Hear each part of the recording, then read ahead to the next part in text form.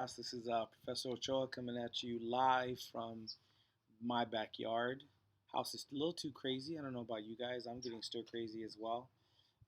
But I wanted to add this video, and I got the new headphones on just because I can hear you better, and it helps me tune out. I also like the mic on this, so I was like, I had these in my closet. I'm like, I'm just gonna bust it out. Anyways, hope everyone's good. First off, I don't want to forget to say that as well. I'm gonna be a little squinty because the sun's kind of glaring at me right now. And I apologize if there's some ambient noise. I'm going to do my best. But what we're going to be talking about today specifically is Major Aranda's hand. Okay. This is just going to be a run through if you looked at the previous post. So I'm going to try to balance it. It's going to be videos mixed with kind of written lectures, and I'm going to see what works best. I've done, like I said, I've taught 1C online a lot before in my past, a little bit of 1A, but I want to play with the literature a little bit. And what we're going to do is we're going to have different ways. I'm trying to work with my phone or get some kind of camera setup where I can project the strong lines over the page I'm looking at. Okay, but for this video, I'm just going to ask you bear with me, run along. I'm going to have the Paramo video up pretty soon, so make sure that's up. Hopefully, just a reminder. Hope everybody got the message. I will be cutting one essay from the total. Okay, so if this first one's still kind of giving you trouble or you still adjusting to this quarantine life, all good. Okay, but let me just go over Major on this hand, and we'll talk more about that in a subsequent post. Okay. I want to look at and kind of building off from what we talked about or what I talked about in the previous module. Okay, on page 4 in the Bordering Fires under Major Aranda's hand, right? Looking at a specific passage that says, and this is right after the Diego Rivera and Orozco um, intertextuality that I described in the earlier lesson, right? I'm going to start here. The other senses remain passive, but the manual sense experiments and adds, and from the spoils of the earth constructs a human order, the Son of Man. It models both the jar and the planet. It moves the potter's wheel and opens the Suez Canal. Okay. Now we're getting into what Reyes is touching on with the hand motif. This kind of a motif means like a recurring theme. But this is more of a theme. It's a symbol. It's the most powerful symbol in this piece. The hand for him represents much more than just, like I said, you know, something to carry with, something to say hi with.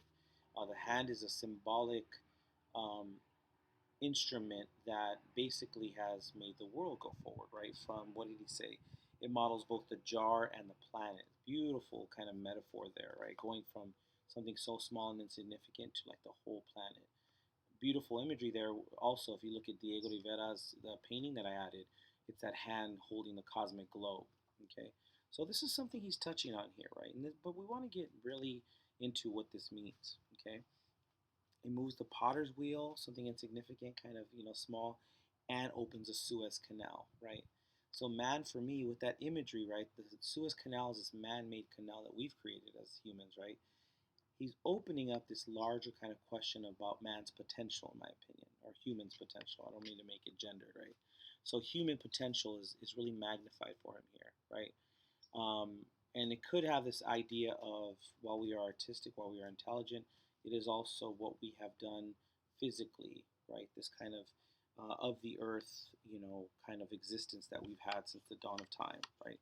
Think of like the cavemen and women carving the, building the wheel, but also doing hieroglyphics, right? So there's something larger here, okay? I want to get into moving on from the hand as a symbol, and we understand what he's getting at with the hand and the importance of what the hand symbolizes, like right, the physical labor, etc. Okay, what I think here I want to touch on and get us thinking a little bit different is he talks later on page 4 about, or what I want to think about is this idea of, or this theme of personification. Okay, as we see in this piece, the hand is separated, it's been cut off in battle, but it's still alive. Okay? Not only is it alive, like, we watch, like, Adam's Family, I don't know, that's super old school. I don't know if you've seen that movie or that show. I think it's It, like the little hand that walks around. This is similar, but this is way before that, right? This is similar in the sense, but the hand is not just mischievous, and even that's kind of personality. We see that it has very human traits, and not only human traits, it has very masculine traits. Okay, we'll see that really personified, or you can see the receipts proving here by what? When he says the right hand is masculine, the left hand is feminine. Right? Sorry, it's backwards here. Okay, so that for me opens up a lot of questions or a lot of themes that Reyes may be touching on. Okay, I want to go down at the bottom of page 4 and we can think about this, right? Um, he talks about here, right? Undoubtedly, they would have figured out correctly that the face mirrors and expresses, but that the hand acts. Okay, and I like that, right? The hand is not, if the body, the face, we can manipulate and smile when we're unhappy, or frown if we're, you know, um, trying to hide something, or maybe have no expression, right? The hand is the one who does the actions, right? It is the hand that ushers us forward, right? There's no doubt about it, the hand deserves unusual respect, and it could indeed occupy the favored position among the household gods of Major Aranda. Okay, so for me, this is further building, and like I said with Diego Rivera, Jose Clementine Orozco's paintings, this was a crucial time in Mexico's history of, and also the world history of the communism and the labor movement. Okay, we see that happening here. Okay, so for me, the hand then becomes this, well, you got, and it's kind of not too dissimilar to, not too different what we got going on in our country, right? Not trying to make it, not saying communism, but I'm just saying, there's a lot of people at the top who have the brains and the, power and all this other stuff and the opportunity and the hookups to have a lot of wealth and kind of have this country moving. But really at the bottom, it's the labor who acts, right? So we can see what he's doing here. We can see what he's playing with here, right? Um, Connecting this and the personification of the hand is really key for me because this connects directly to magical realism. Okay, magical realism offers opportunities, and it just got really sunny. Offers opportunities to challenge traditional systems, right? The reason that it's not just magical or just not fantastical is this is connected to, and we see here, and it's painted out pretty succinctly here, the proletarian movement, which is people who are the laborers, the workers, right? He uses those words, okay? Patrimony of the earth. I told you to look up those two words. Okay, they're very important, and that opens up a lot of the meaning of what he's going at here. Okay, so this magical realism, as opposed to Concepcion or other things we're going to read in this course, magical realism then allows him to play within these confines, right? This may seem like ridiculous on the surface of a ridiculous story of a hand detached from a major's body, right? An army man's body. But really, it's more a commentary. It's a social commentary on class, social commentary on masculinity, on violence. Okay, and we'll get there, right? So if I were you, what I would do is definitely make a list of personification throughout this, right? I'll give you a couple here, right? At the bottom of page 5, its personality is becoming noticeable, right? How does a hand have a personality? Especially when it's detached from the man, okay? It acquired its own consciousness and character. It began, I'm at the bottom of page 5 here. It began to put out feelers. Then it moved like a tarantula. Everything seemed an occasion for play. So not only does it have some kind of personality, it's kind of mischievous. It's rebellious. It does what it wants to do, right? On page 6, it became ungovernable. Um, the top of page 7, right? The major observed it and suffered in silence. His wife hated it. And that's a good question. I wrote on the side here why. And of course, was its preferred victim. The hand, while it was, it's kind of ridiculous. The hand, while it was going on to other exercises, humiliated her by giving her lessons in needlework or cooking. That's interesting to me. And I think that he's making some kind of distinction here, right? You can think differently, but for me, by doing that, he's almost saying, like, I can do man stuff, but I could also take your job and do it better, okay? Because I am the laborer, in a sense. I don't know. There's something to be said there, okay? So it's not just like this kind of,